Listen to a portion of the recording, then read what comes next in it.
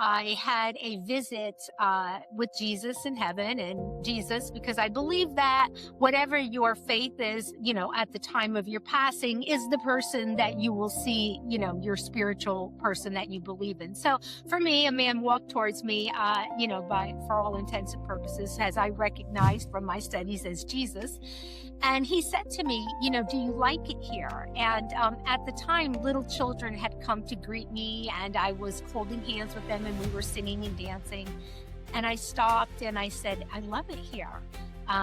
But now at this point in my life, I had done a lot of work, a lot of soul progression. And I was a single mom of two young boys. And so I looked around and I realized my children weren't there. And I said, but where are my children? And Jesus said, well, it's not their time yet. Okay. And then I start singing and dancing some more, and the children stop again. And he asks me again, do you like it here? And I was like, I love it here. But again, where are my children? Welcome to Unmute with Priya, the podcast where silence ends, voices rise, and women rediscover the freedom to speak and live authentically, especially in life after 40. This show is proudly sponsored by Project Icon. I'm your host, Priya Sudarsanam. Let's dive into today's conversation. My guest today is Connie Fusella, a psychic medium whose work helps people connect with intuition, healing, and the possibility that our connections with loved ones continue beyond what we can see. And through her work, Connie has helped countless people help navigate grief, trust their inner knowing, and find meaning in life's most difficult moments. Connie, welcome to the show. Thank you. So glad to be here, Priya. Yeah, it's exciting to have this conversation with you. And I think one of the biggest questions I have for you is, how did you get into this work? Sure. So I am a natural born medium, and I started having awareness at the age of 4. And I saw a spirit in the form of an old man in my basement, which, scared the heck out of me. And then shortly after that, I started hearing.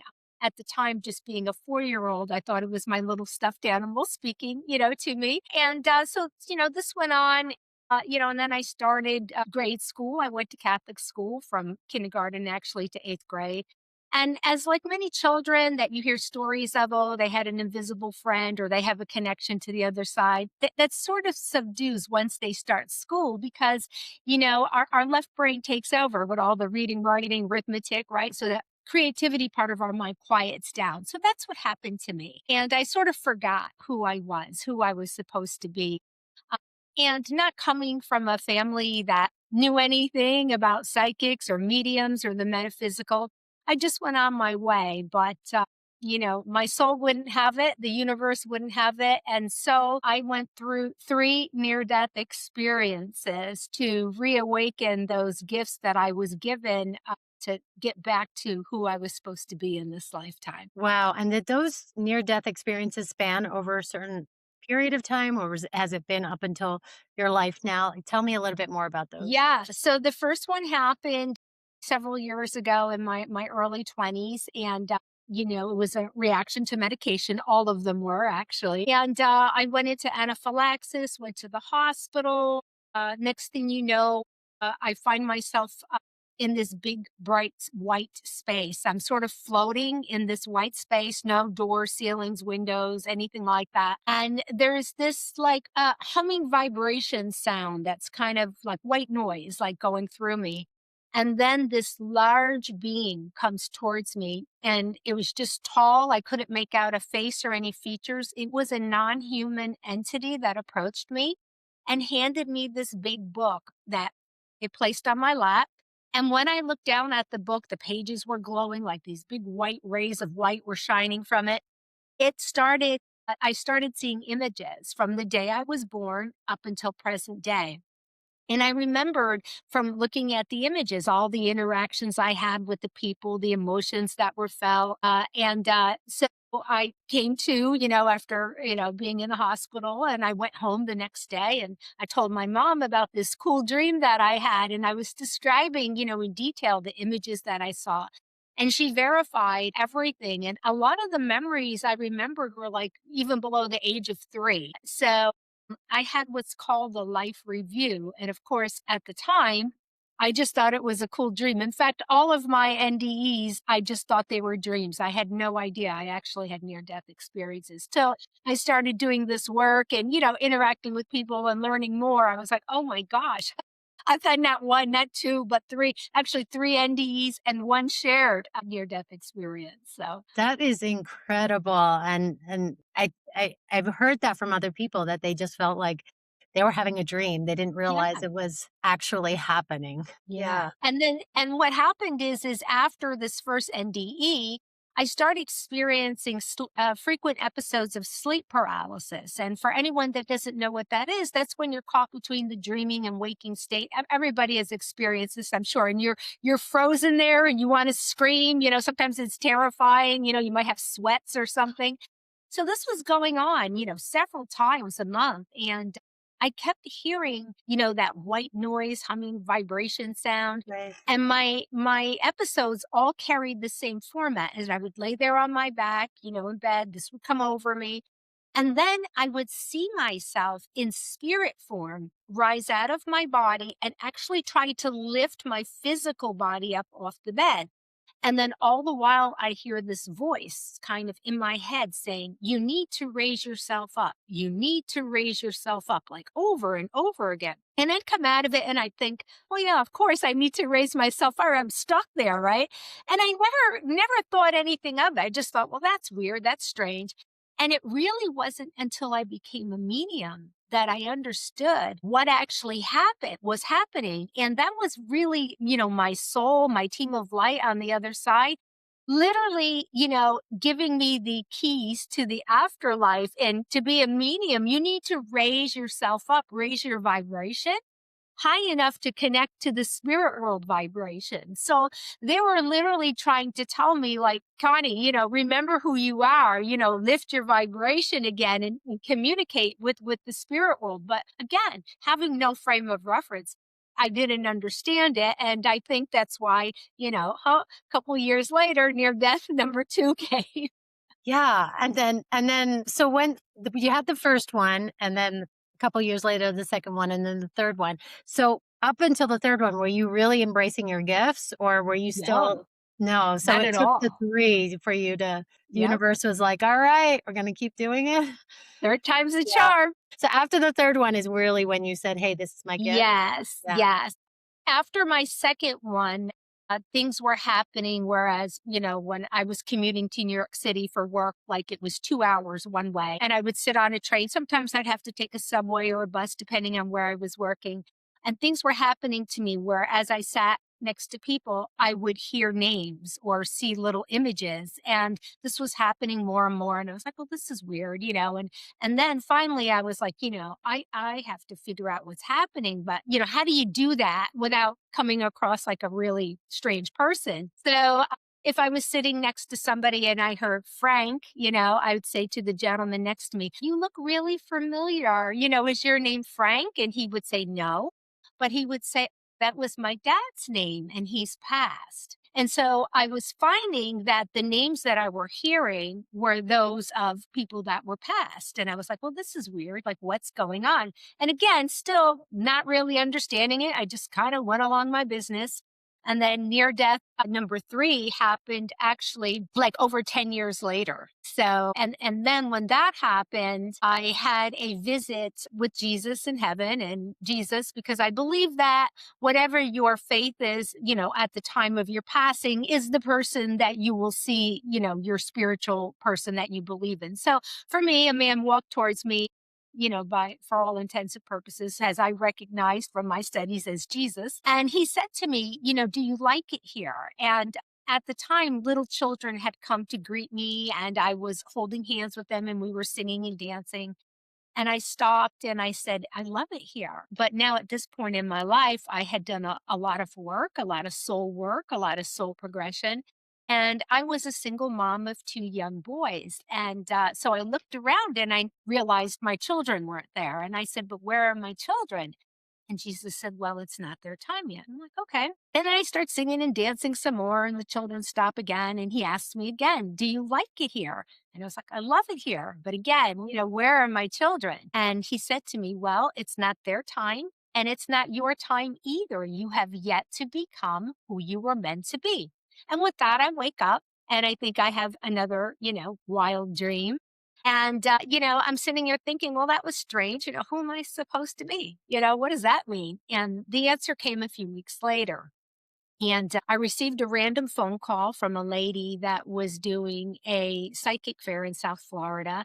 And it was a Thursday afternoon. She was explained she was short staffed. People had canceled on her. And she wanted to know if I would be a psychic tarot card reader. Now, I have no idea how this lady got my name. Yeah. I've never done a tarot card reading. I had bought a deck back in 1991. So after a few weeks after my third near-death experience, I received a random call from a lady who was doing a psychic fair in South Florida. And it was like a Thursday afternoon. And she said that she had some cancellations. The fair was Saturday. And she wanted to know if I would read cards at the fair. I have no idea how she got my number. I don't know who this lady was. I've never done a reading. But in 1991, when I was working in New York City, I bought a deck of tarot cards and I just could never do anything with them. And I didn't have the heart to throw them away. So I just put them in this box of junk that I kept in the bottom of my closet.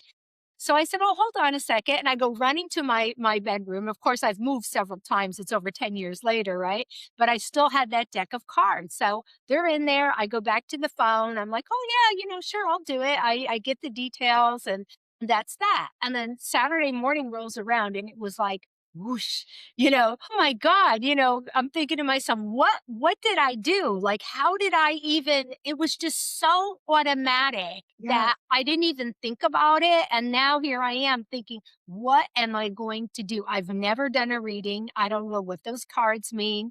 So I'm in a panic, but if anybody knows me, I'm very committed. I never stand anybody up. So I just figured I'll just show up.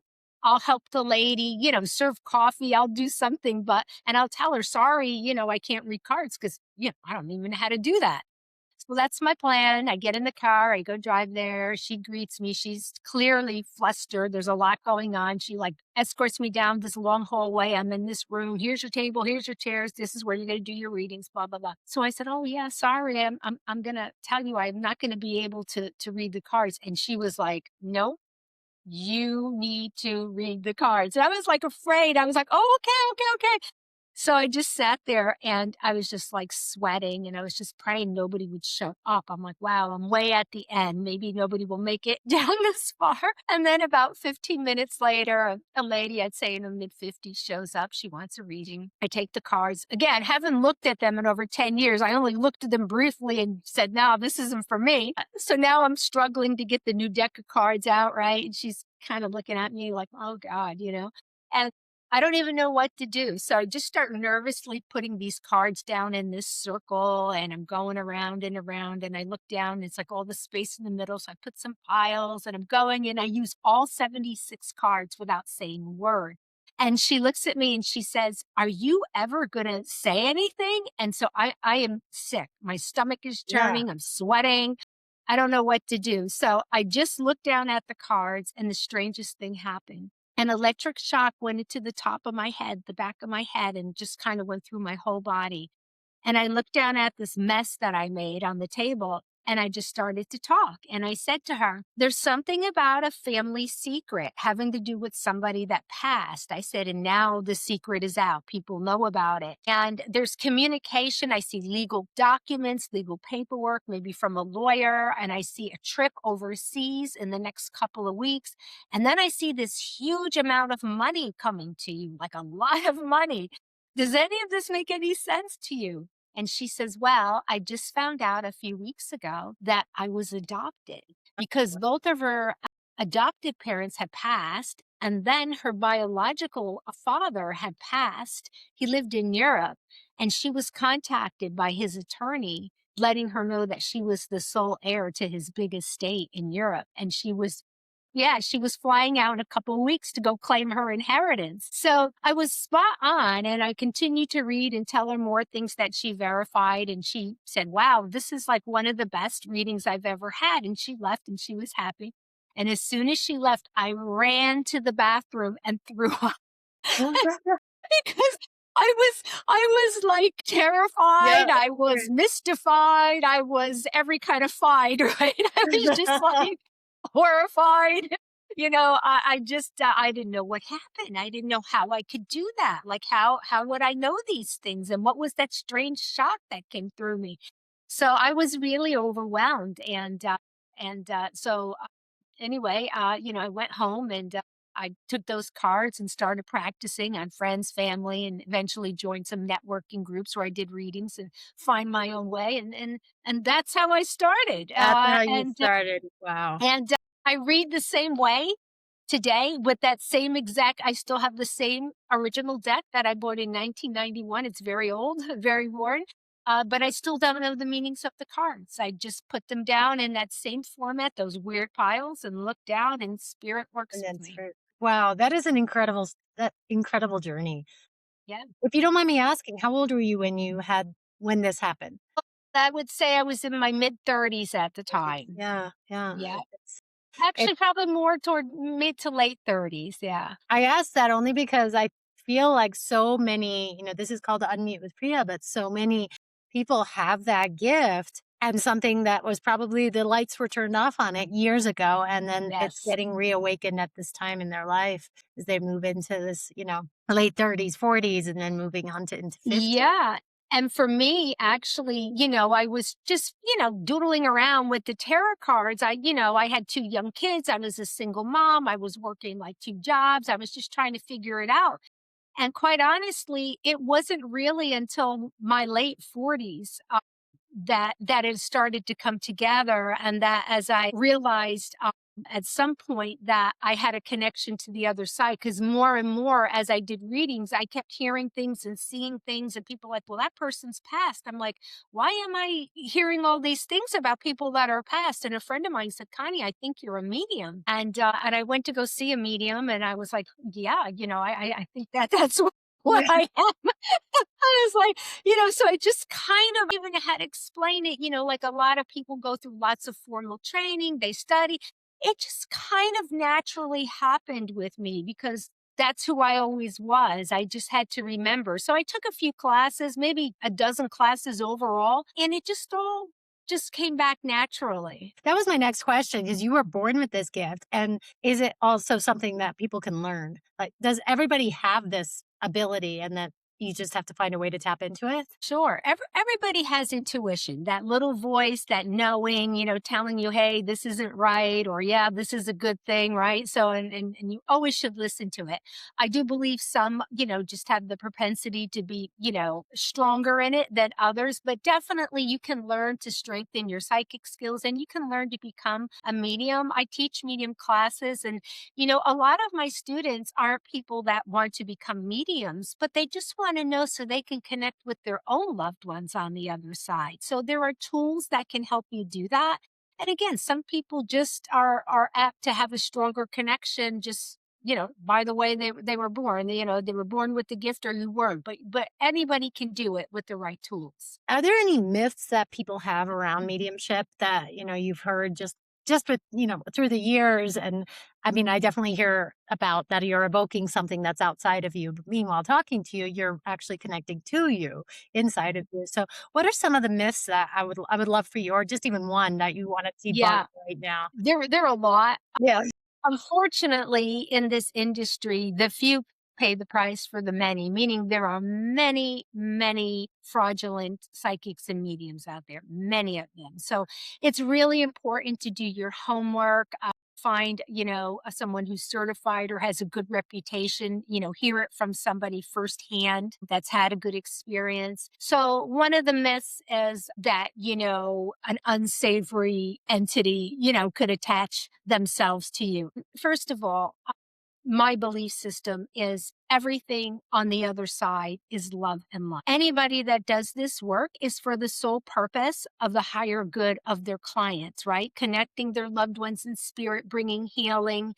bringing closure. Sometimes it could be healing trauma, but that's what this work is about. I don't believe in any evil entities. I've never experienced one. Hollywood does a really good job of, showing these evil spirits that are gory and bloody and crazy looking. Right, that's not what it is. Anybody that transitions is just beautiful. There's nothing but love and light on the other side. So that's one myth. But a lot of people say, oh, because I do groups, and sometimes I do private home groups, and they're like, oh, if you come to my house, will the people you bring through stay there, when you leave? It's like, no, they don't stay. It takes a lot of energy for them to make the connection to somebody in the physical. So it's a lot of energy for both the medium and the spirit world. So that's why, I tell people, wouldn't it be great if I could say, I have your dad, John Smith, here. He was 54 years old. He died of a heart attack. He had 3 kids. He lived on,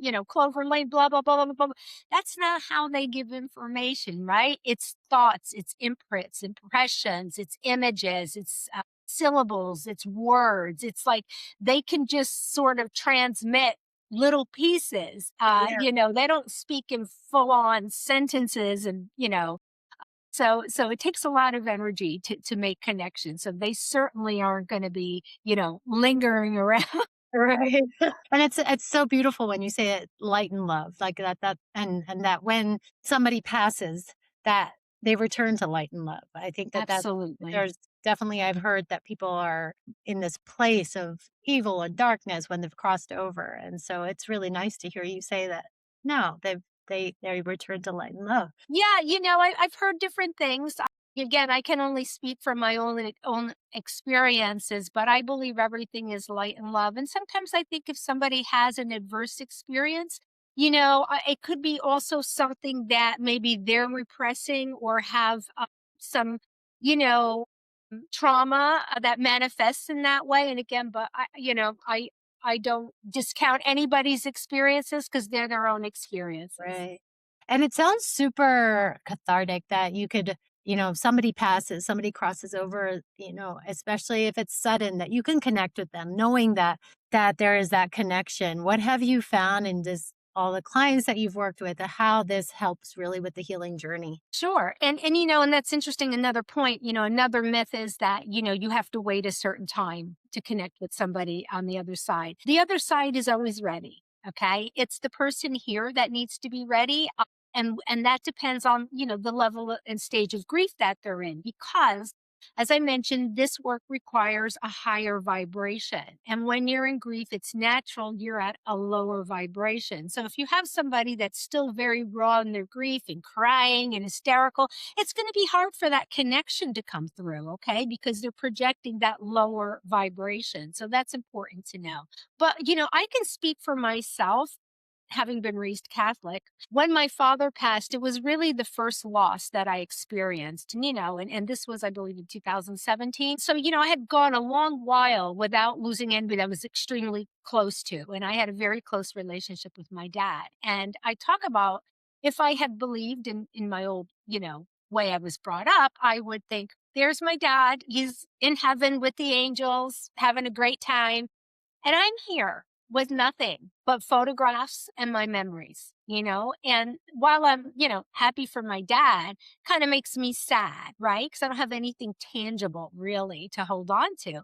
And then with now understanding, the spiritualist point of view with life continues, the soul goes on, and my own experience, when my father passed, it made my grief so much easier because I heard from him right away after his passing, but I knew his soul lives on, and I know, I can still communicate. He's still here, just in spirit form, not in the physical.